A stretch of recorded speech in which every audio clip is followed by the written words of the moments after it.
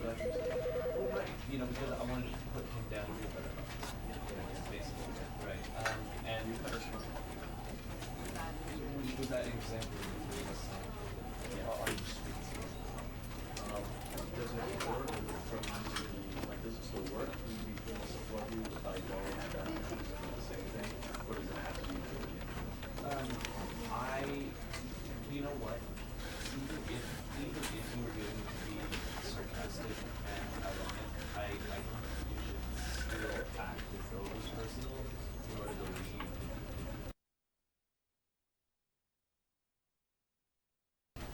Yeah.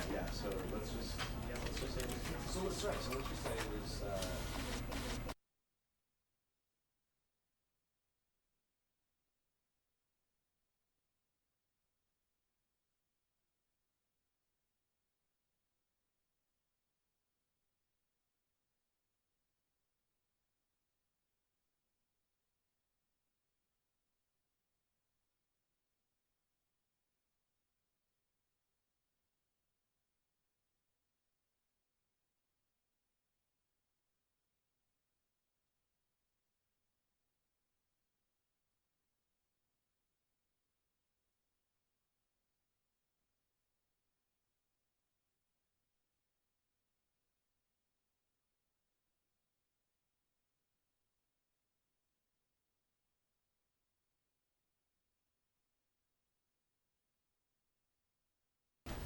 yeah. So, yeah.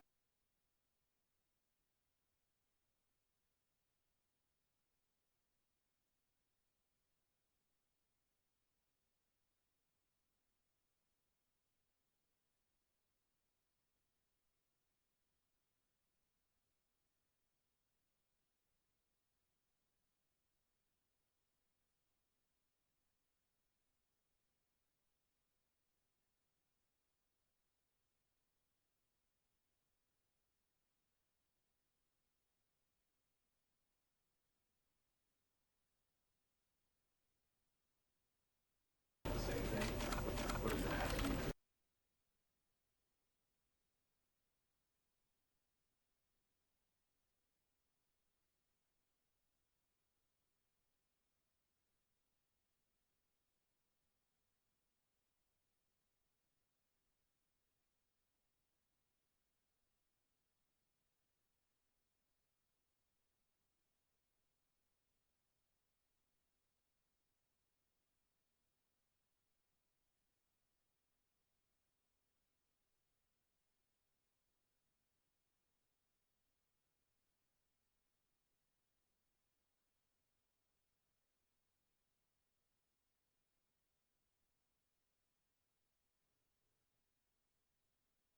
This is the story of a man named Stanley. Stanley worked for a company in a big building where he was employee number 427. Employee number 427's job was simple. He sat at his desk in room 427 and he pushed buttons on a keyboard. Orders came to him through a monitor on his desk, telling him what buttons to push, how long to push them, and in what order. This is what employee 427 did every day of every month of every year. And although others might have considered it soul-rending, Stanley relished every moment that the orders came in, as though he had been made exactly for this job. And Stanley was happy. And then one day, something very peculiar happened. Something that would forever change Stanley. Something he would never quite forget.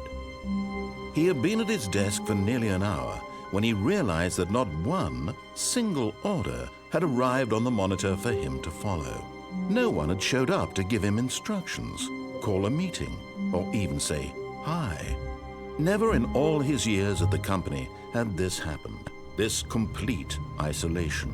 Something was very clearly wrong. Shocked, frozen solid, Stanley found himself unable to move for the longest time. But as he came to his wits and regained his senses, he got up from his desk and stepped out of his office.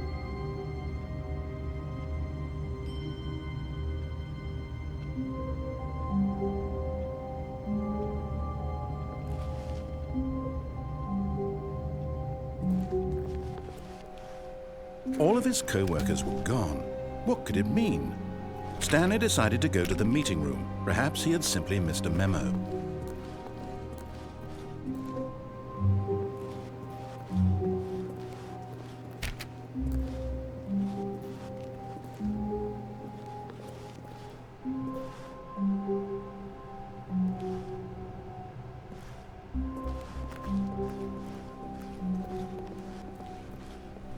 When Stanley came to a set of 2 open doors, he entered the door on his left.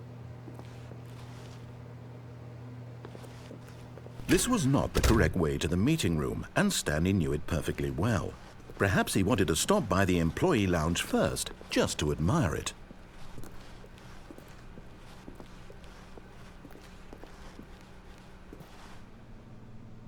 Ah, yes, truly a room worth admiring. It had really been worth the detour after all, just to spend a few moments here in this immaculate, beautifully constructed room. Stanley simply stood here, drinking it all in.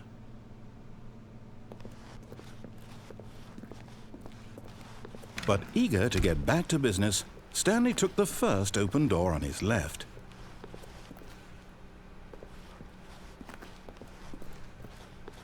And so he detoured through the maintenance section, walked straight ahead to the opposite door, and got back on track.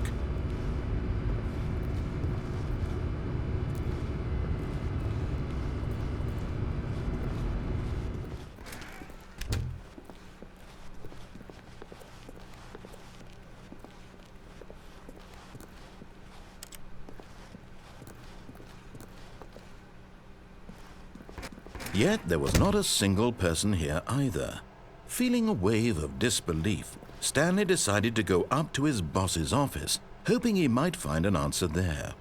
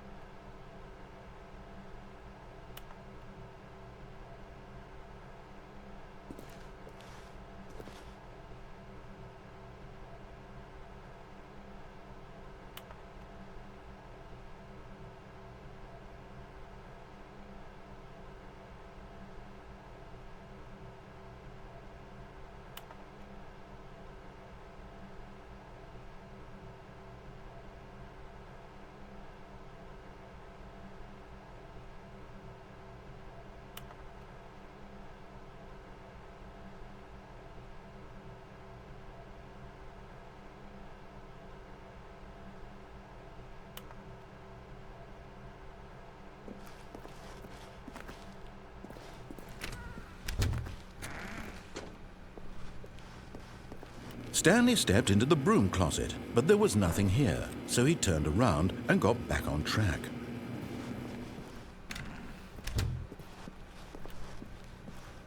Coming to a staircase, Stanley walked upstairs to his boss's office.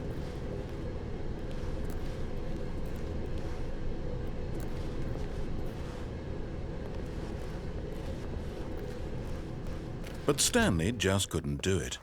He considered the possibility of facing his boss. Admitting he had left his post during work hours, he might be fired for that. And in such a competitive economy, why had he taken that risk? All because he believed everyone had vanished? His boss would think he was crazy. And then something occurred to Stanley. Maybe, he thought to himself, maybe I am crazy. All of my co-workers blinking mysteriously out of existence in a single moment for no reason at all? None of it made any logical sense. And as Stanley pondered this, he began to make other strange observations. For example, why couldn't he see his feet when he looked down? Why did doors close automatically behind him wherever he went? And for that matter, these rooms were starting to look pretty familiar. Were they simply repeating? No, Stanley said to himself, this is all too strange. This can't be real. And at last, he came to the conclusion that had been on the tip of his tongue. He just hadn't found the words for it. "I'm dreaming!" he yelled. "This is all a dream." Oh, what a relief Stanley felt to have finally found an answer, an explanation. His co-workers weren't actually gone. He wasn't going to lose his job. He wasn't crazy after all. And he thought to himself, I suppose I'll wake up soon. I'll have to go back to my boring real-life job pushing buttons. I may as well enjoy this while I'm still lucid. So he imagined himself flying and began to gently float above the ground. Then he imagined himself soaring through space on a magical starfield, and it too appeared. It was so much fun, and Stanley marveled that he had still not woken up. How was he remaining so lucid? And then perhaps the strangest question of them all entered Stanley's head. One he was amazed he hadn't asked himself sooner. Why is there a voice in my head dictating everything that I'm doing and thinking? Now the voice was describing itself being considered by Stanley, who found it particularly strange. I'm dreaming about a voice describing me, thinking about how it's describing my thoughts, he thought. And while he thought it all very odd and wondered if this voice spoke to all people in their dreams, the truth was that, of course, this was not a dream. How could it be? Was Stanley simply deceiving himself? Believing that if he's asleep, he doesn't have to take responsibility for himself? Stanley is as awake right now as he's ever been in his life. Now, hearing the voice speak these words was quite a shock to Stanley. After all, he knew for certain, beyond a doubt, that this was in fact a dream. Did the voice not see him float and make the magical stars just a moment ago? How else would the voice explain all that? This voice was a part of himself too. Surely, if he could just... He would prove it. He would prove that he was in control, that this was a dream. So he closed his eyes gently, and he invited himself to wake up. He felt the cool weight of the blanket on his skin, the press of the mattress on his back, the fresh air of a world outside this one. Let me wake up, he thought to himself. I'm through with this dream. I wish it to be over. Let me go back to my job. Let me continue pushing the buttons. Please, it's all I want. I want my apartment and my wife and my job. All I want is my life exactly the way it's always been. My life is normal. I am normal. Everything will be fine. I am okay.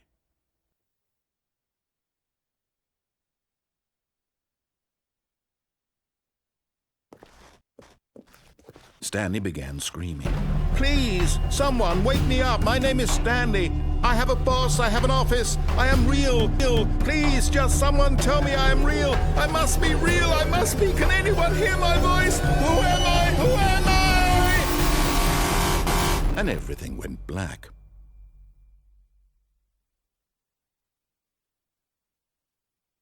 This is the story of a woman named Mariella. Mariella woke up on a day like any other. She arose, got dressed, gathered her belongings, and walked to her place of work. But on this particular day, her walk was interrupted by the body of a man who had stumbled through town talking and screaming to himself, and then collapsed dead on the sidewalk. And although she would soon turn to go call for an ambulance, for just a few brief moments she considered the strange man. He was obviously crazy, this much she knew. Everyone knows what crazy people look like. And in that moment, she thought to herself how lucky she was to be normal. I am sane. I am in control of my mind. I know what is real and what isn't. It was comforting to think this, and in a certain way, seeing this man made her feel better. But then she remembered the meeting she had scheduled for that day, the very important people whose impressions of her would affect her career, and by extension, the rest of her life. She had no time for this, so it was only a moment that she stood there, staring down at the body. And then she turned and ran.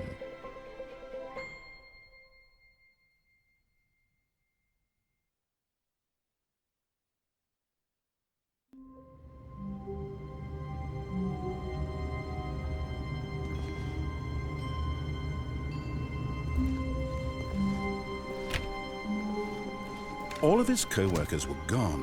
What could it mean? Stanley decided to go to the meeting room. Perhaps he had simply missed a memo.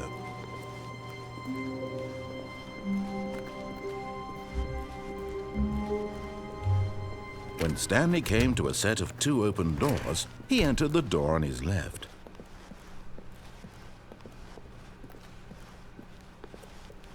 Yet there was not a single person here either. Feeling a wave of disbelief, Stanley decided to go up to his boss's office, hoping he might find an answer there.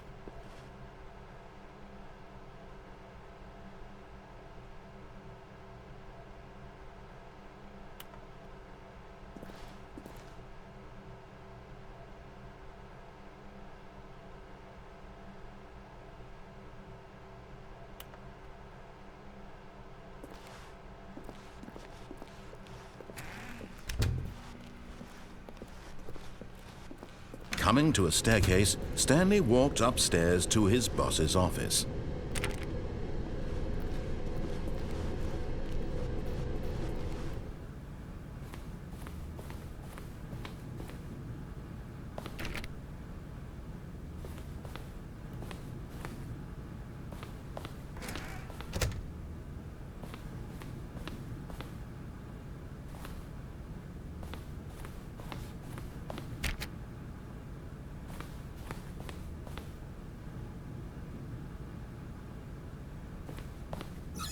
Stepping into his manager's office, Stanley was once again stunned to discover not an indication of any human life. Shocked, unraveled, Stanley wondered in disbelief who orchestrated this, what dark secret was being held from him. What he could not have known was that the keypad behind the boss's desk guarded the terrible truth that his boss had been keeping from him. And so the boss had assigned it an extra secret PIN number, 2845. But of course, Stanley couldn't possibly have known this.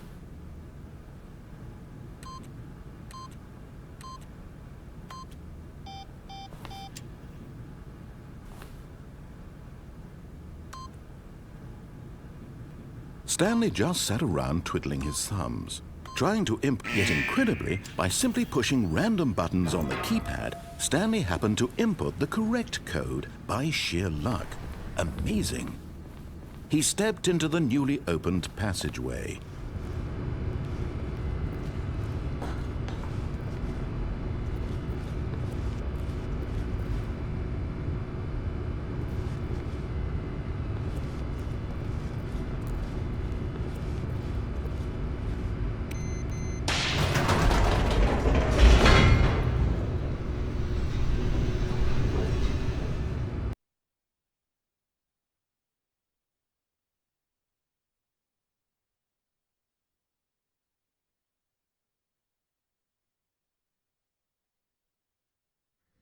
Descending deeper into the building, Stanley realized he felt a bit peculiar. It was a stirring of emotion in his chest, as though he felt more free to think for himself, to question the nature of his job. Why did he feel this now, when for years it had never occurred to him? This question would not go unanswered for long.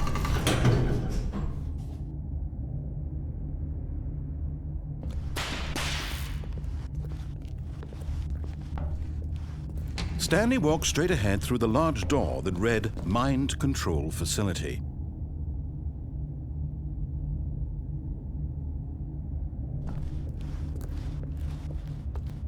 Although this passageway had the word Escape written on it, the truth was that at the end of this hall, Stanley would meet his violent death.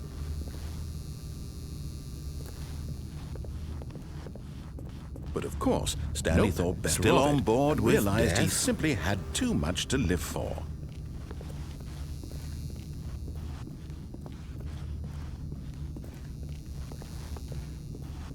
The door behind him was not shut. Stanley still had every opportunity to turn around and get back on track. At this point, Stanley was making a conscious, concerted effort to walk forward and willingly confront his death.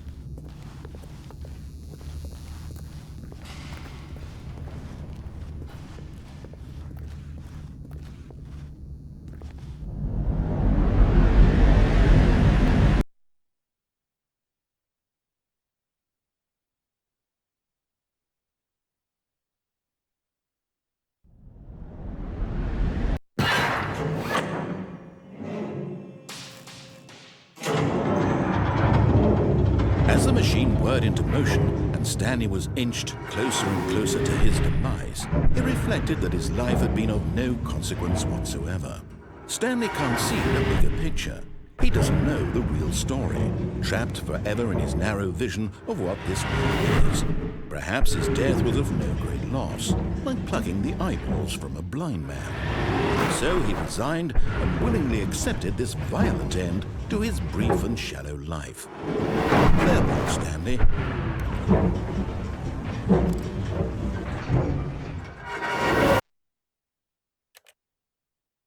"Farewell, Stanley," cried the narrator, as Stanley was led helplessly into the enormous metal jaws. In a single visceral instant, Stanley was obliterated as the machine crushed every bone in his body, killing him instantly.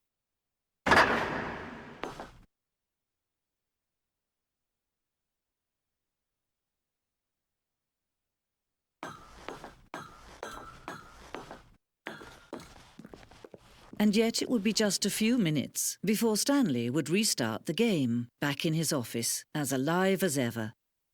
What exactly did the narrator think he was going to accomplish?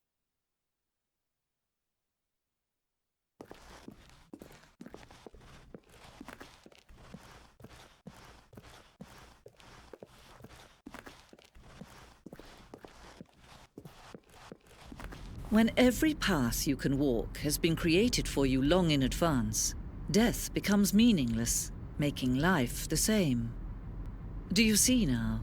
Do you see that Stanley was already dead from the moment he hit start?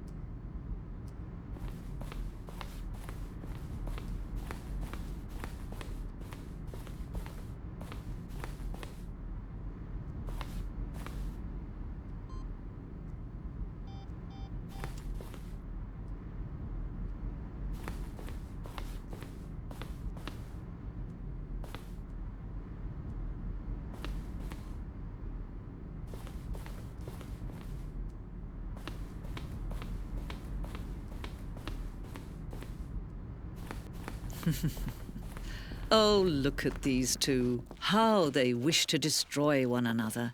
How they wish to control one another. How they both wish to be free.